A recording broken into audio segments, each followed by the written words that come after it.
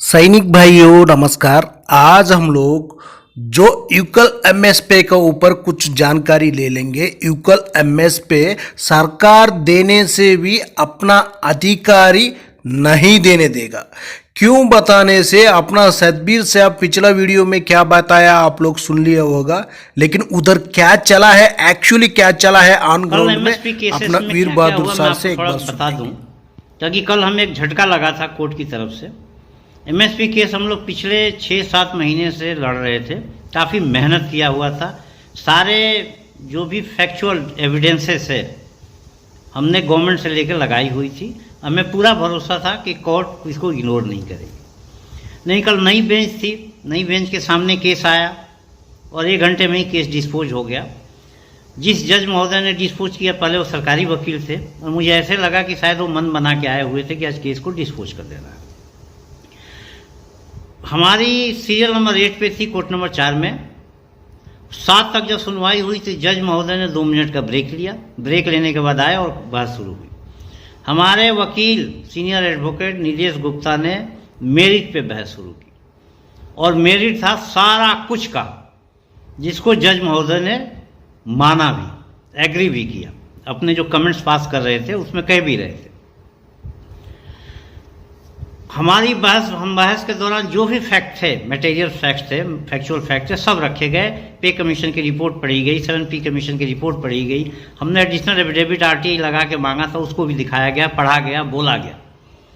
जज महोदय ने भी कहा कि हाँ हमने देखा है, हमने पढ़ा, आई नो। तो ऐसे लगा जब हमारी बहस शुरू हुई तो दोनों जज एक pin drop silence, high court में पिन ड्रॉप साइलेंस हो गया। हमें लगा कि अब निर्णय हमारे पक्ष में हो जाएगा, क्योंकि कोई फैक्ट को नज़रअंदाज नहीं कर रहे हैं, कोई सवाल जवाब नहीं कर रहे हैं, कोई क्रॉस क्वेश्चन नहीं कर रहे हैं, सब हमने रख दिया है, उसको एग्री भी कर रहे हैं।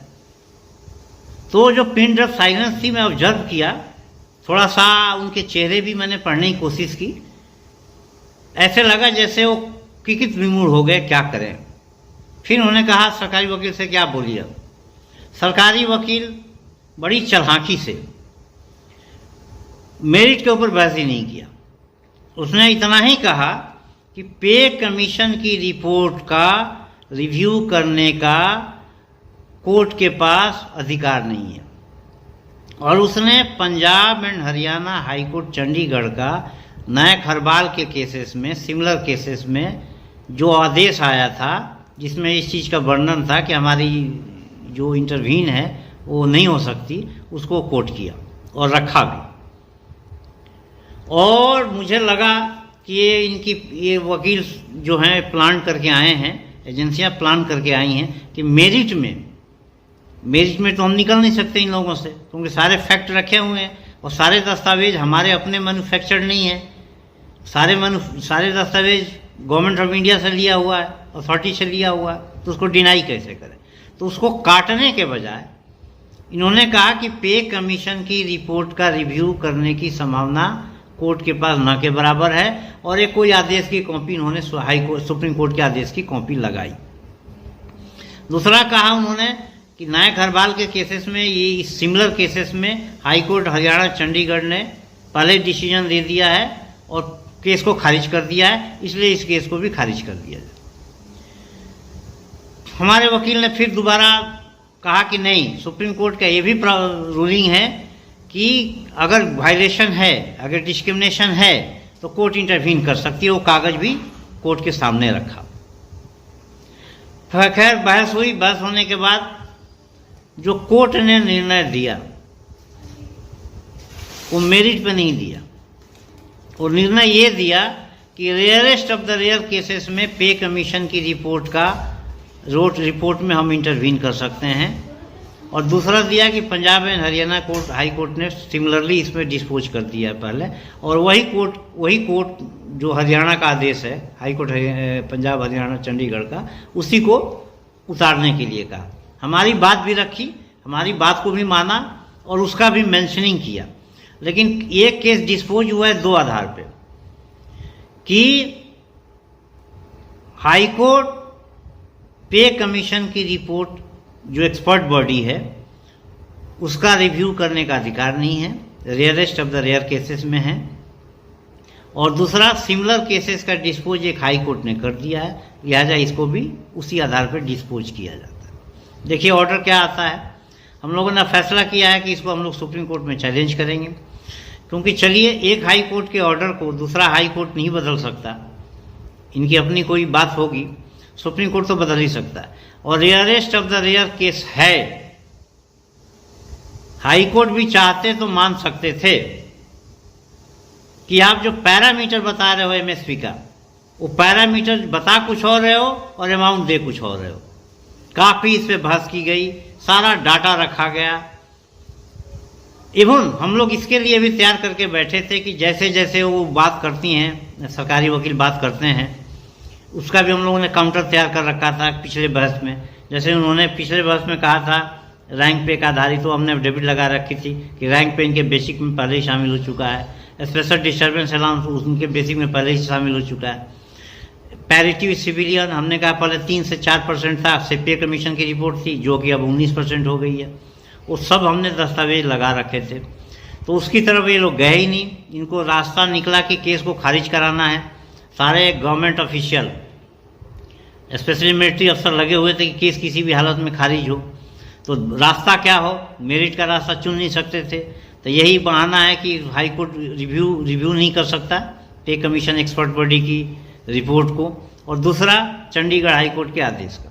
इस आधार पे वो पतली गली से निकल लिए, लेकिन हम लोग इसको सुप्रीम कोर्ट में चैलेंज करेंगे। और मैं पूर्व सैनिकों से अपील कर रहा हूँ, सारे अफसर लॉबी इस केस को खारिज करने में लगी हुई थी। एक महिला वकील जो आती है बार बार दावा करती है कि मैं लड़ रही हूँ, उसका तो नंबर पढ़ा ही नहीं हो। जब बोलना शुरू किया तो जज ने डांट भी दिया, वो अपने सीनियर वकील को नहीं ले आई थी। तो सारे अफसर लॉबी इस केस को खारिज कराने में लगे हुए थे, केस को डिस्पोज करने में। तो आप लोगों से मेरी अपील है, आप इसको कसम परेड मान लें कि जो भी अफसरों की संस्थाएं हैं देश में, उससे बाहर निकलिए। अगर आप न्याय चाहते हैं, भेदभाव के खिलाफ लड़ना चाहते हैं, ये आपका कभी भला नहीं करेंगे, ना होने देंगे। गवर्नमेंट को ये दबाव में ले लेते हैं, आपको पीछे खड़ा करके आप निकलिए और गवर्नमेंट को एक संदेश दीजिए। दूसरा, हम लोग मीटिंग करेंगे, जरूरत पड़ेगी तो प्रदर्शन भी करेंगे, और सुप्रीम कोर्ट में चैलेंज तो करना ही करना है, क्योंकि हमारी मेरिट पे बहस ही नहीं हुई, मेरिट पे निर्णय ही नहीं हुआ। निर्णय 2 आधार पे हुआ है कि भाई हमारी पे कमीशन जो एक्सपर्ट बॉडी है उसकी रिव्यू कोर्ट नहीं कर सकती। क्यों नहीं कर सकती? अगर पे कमीशन गलत करेगा, गवर्नमेंट गलत करेगी, तो हम कहाँ जाएगा, देश के नागरिक कहाँ जाएगा, एम्प्लॉय कहाँ जाएगा? मैं आपको बता देता हूँ, जब 12,000 एक जवान का, 17,000 एक जेसीओज का रिकमेंडेशन किया था पे कमीशन ने, इन्हीं अफसरों ने उसका विरोध किया, उसको परसेंटेज के आधार पे करवाया और पीछे जवान खड़े किए। और यही एक गवर्नमेंट है जो मानी, जिसका नतीजा ये हुआ कि 12,000 से जो डिसेबिलिटी पेंशन था वो कम हो गई जवानों की। तो इस तरह के वायलेशन किया। हम लोग तैयार थे मेरिट पे बहस करने के लिए। मेजर जनरल बैस के केसेस में कोर्ट ने इंटरवीन किया है, वो भी तो एक्सपर्ट बॉडी की रिपोर्ट थी। तो ये मेरिट की तरफ गए नहीं, इन्होंने रास्ता लिया कि कैसे केस को डिस्पोज करना है। वो रास्ता इनको ये मिला कि हम पे एक्सपर्ट बॉडी की रिपोर्ट का रिव्यू नहीं कर सकते, और एक हरबाल के केसेस में चंडीगढ़ का ऑर्डर है, हरबाल के केसेस में सेम डे डिसीजन हो गया था। तो आप केस की मेरिट देखो ना, आप एक ही आधार मान रहे हो कि हम रिव्यू नहीं कर सकते। क्यों नहीं रिव्यू कर सकते हो? आखिर देश की जनता कहाँ जाएगी? पे कमीशन गलत करेगा, गवर्नमेंट गलत करेगी, तो रिव्यू कहाँ होगा? कोर्ट ही तो है, यूनो तो जाएंगे नहीं हम लोग। तो इसकी लड़ाई रोड पे भी लड़ी जाएगी और कोर्ट में भी लड़ी जाएगी। और अब तैयार रहिए, सारे अफसर ऑर्गेनाइजेशन से बाहर निकलिए। अगर न्याय चाहते हो, जय हिंद, जय भारत। सैनिक भाइयों, जो यूकल एमएसपी का लड़ाई करना बोलने से पूरा भाई लोग पूरा एकता से एक ही कदम में एक ही बात पर चलना बहुत जरूरी है। उसी का बाद ही अपना एमएसपी 100% अपने लिए मिलेगा। क्यों बोलने से अपना भाई लोग की अलग अलग संगठन से अलग अलग बातों से अलग अलग ग्रुपों में है, उसी का वजह से अपना एकता नहीं है। अपना पास ही बहुत कमजोरी है। अपना कमजोरी से ही ये प्रॉब्लम हुआ था। उसी दिन जो अपना भाई लोग को अलग अलग संगठन से अलग अलग जो कोर्ट में केस डालने से इसी तरह ही रहेगा।